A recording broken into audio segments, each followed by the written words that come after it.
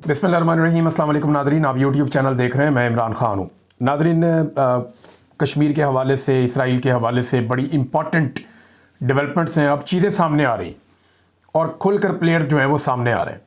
Number एक, कश्मीर के अंदर जो कुछ भी किया गया किसी तरह करके जुम्मे के दिन मुज़ाकरात के अंदर लगाए गए और ये एजेंसियों ने रिपोर्ट दे दी थी 1 तारीख की रात को कि जनाब कश्मीर हाथ से निकल रहा है, जो कुछ आप वहाँ पे कर रहे हैं या जो वहाँ पॉलिसी चल रही है ये काम नहीं करेगी।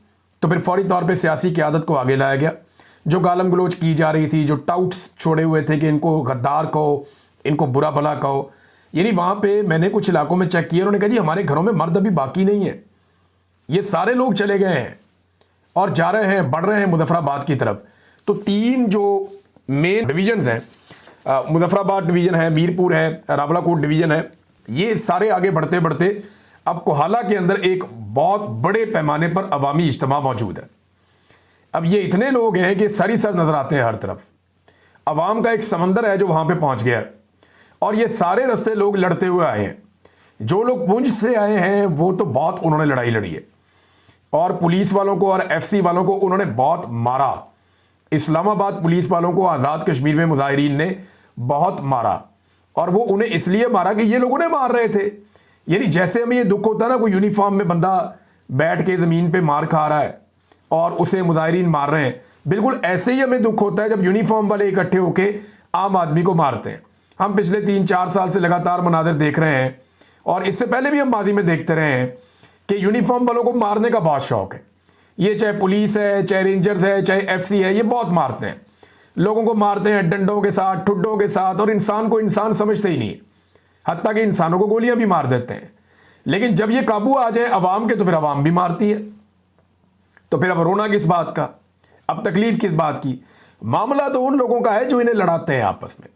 यानी मोहसिन नकवी गया अस्पताल में, मैं वीडियो देख रहा था, कैसी बेशर्मी और ढिठाई है। वो जाकर पुलिस वालों से पूछ रहा है, डट कर लड़े हो ना, मुकाबला किया है ना, क्यों इनको तूने इंडिया भेजा था या इनको लड़ने के लिए दहशतगर्दों से लड़ने के लिए भेजा था, या ये वो वाला SHO है जिसने दहशतगर्दों से जाके बलूचिस्तान में लड़ना था?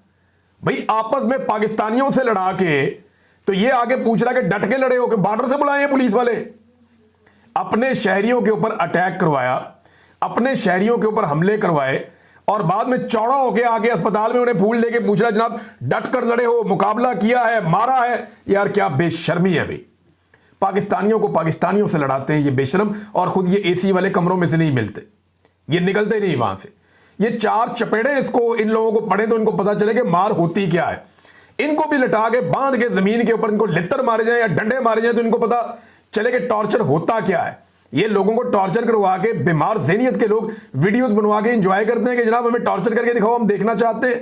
अस्पताल में जाके पूछ रहा कैसा तुमने मारा, तुम डट कर लड़े? यार उनको बॉर्डर पे भेजा था आपने, वो कोई इंडिया से लड़ने गए थे, वो कोई उधर तालिबान से लड़ने गए थे, या कोई दहशतगर्दों के साथ उनकी बलूचिस्तान में लड़ाई हो रही थी, या कि इंटरनेशनल बॉर्डर्स पे कहीं पे आपने भेजा हुआ था मिशन पे जो वापस आए? भाई अपने शहरियों को मारने आपने भेजा था।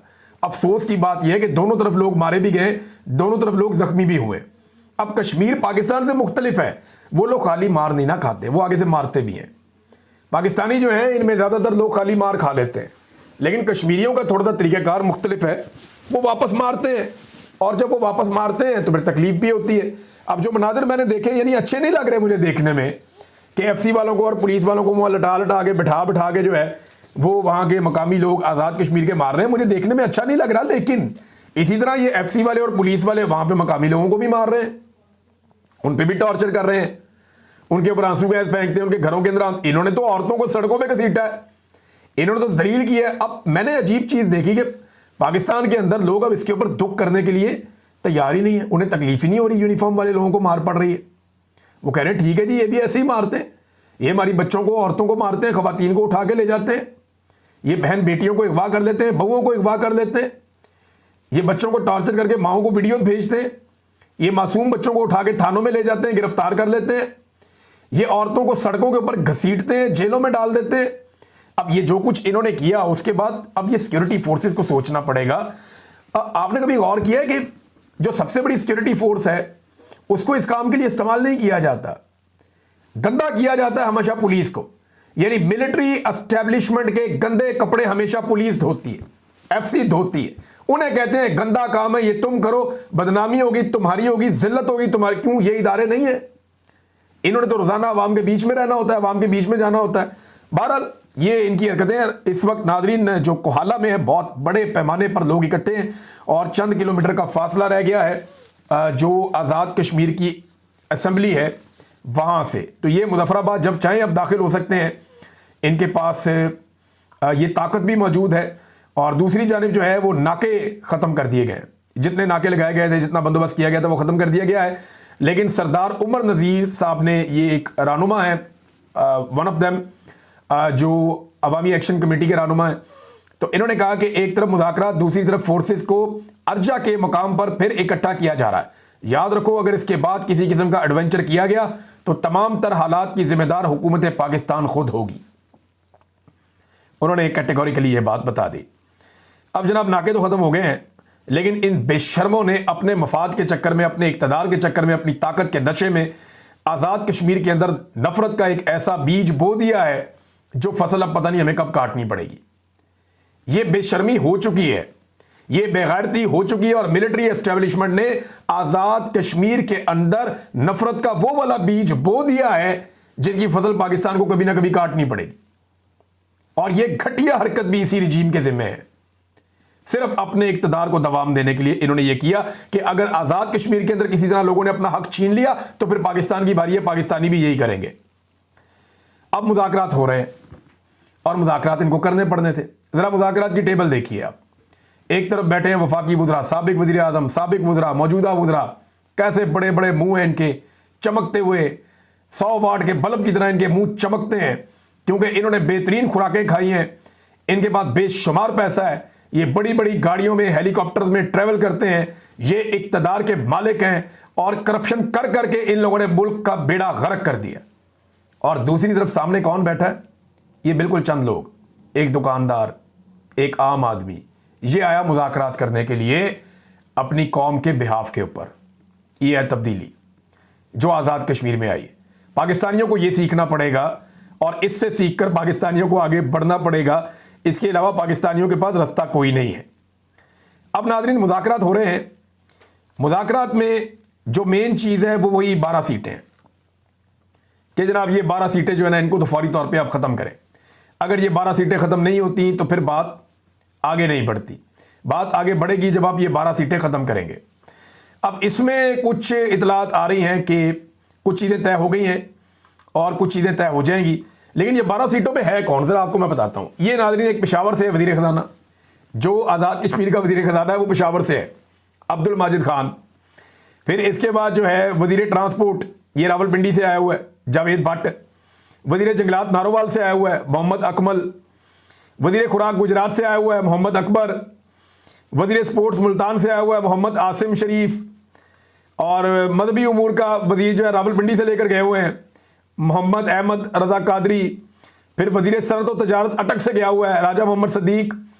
वज़ीर इन्वेस्टमेंट, ये भी जनाब और कहीं से गया हुआ है, ये शादमत टाउन से। ये आमिर अब्दुल गफ़ार लोन।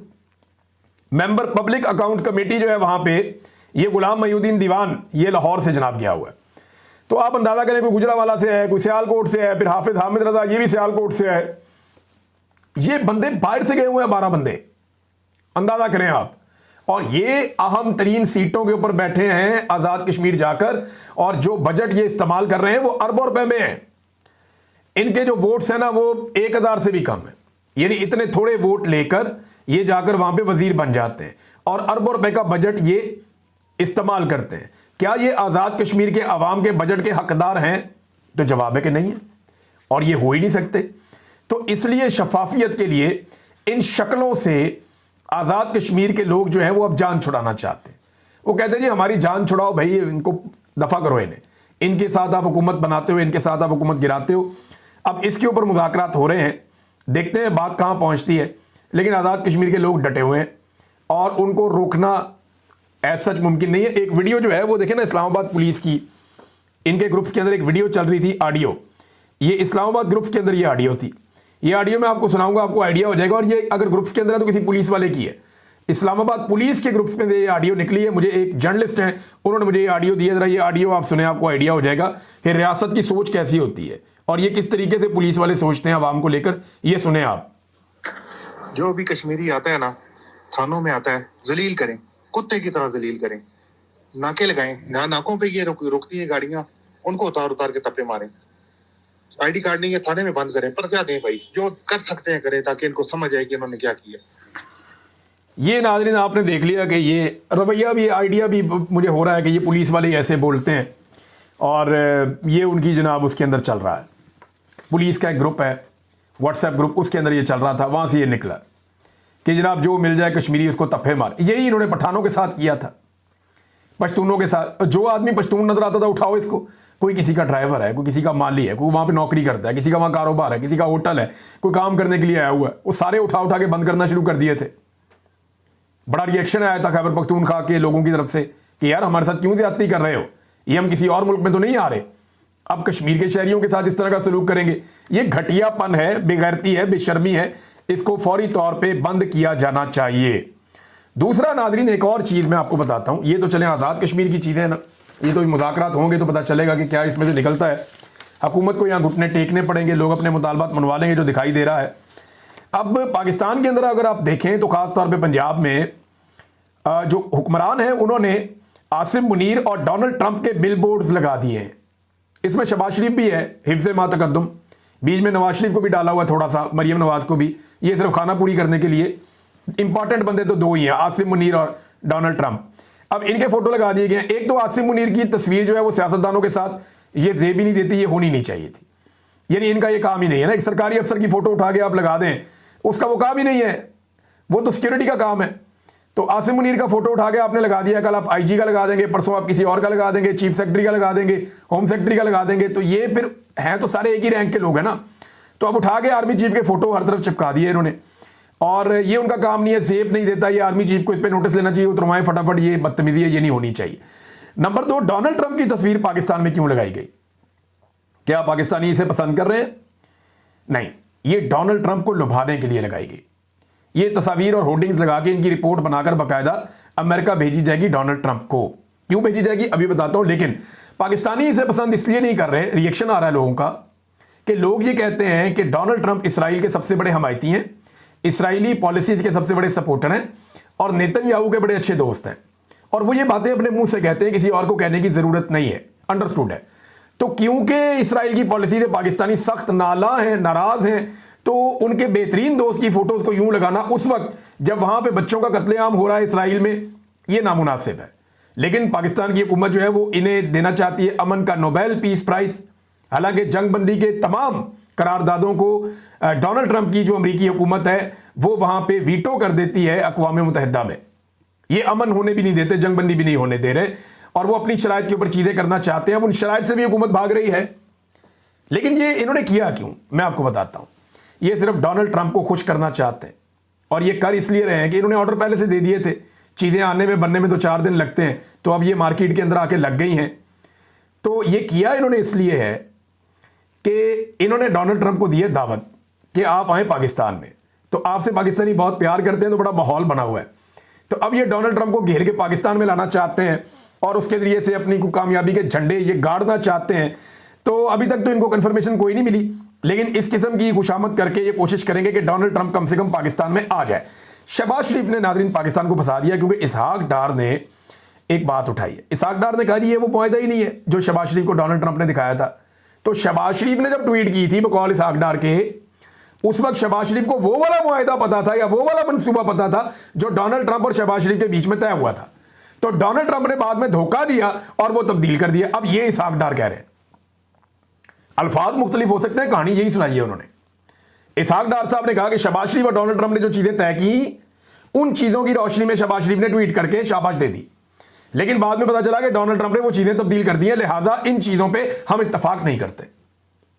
तो भाई नहीं करते तो लिखे ना शहबाज शरीफ, शहबाज शरीफ लिखे ना, शहबाज शरीफ लिखे कि इससे पहले डोनाल्ड ट्रंप ने जिन बातों पे मेरे साथ इत्तफाक किया था ये वो बातें नहीं है, मुझे धोखा दिया गया अमेरिका के अंदर और मैं धोखे में नहीं आऊंगा, मैं इन्हें कबूल नहीं करता, बैठो दोबारा डिस्कशन करते हैं। कहे शहबाज शरीफ, ये बात कहे ना शहबाज शरीफ।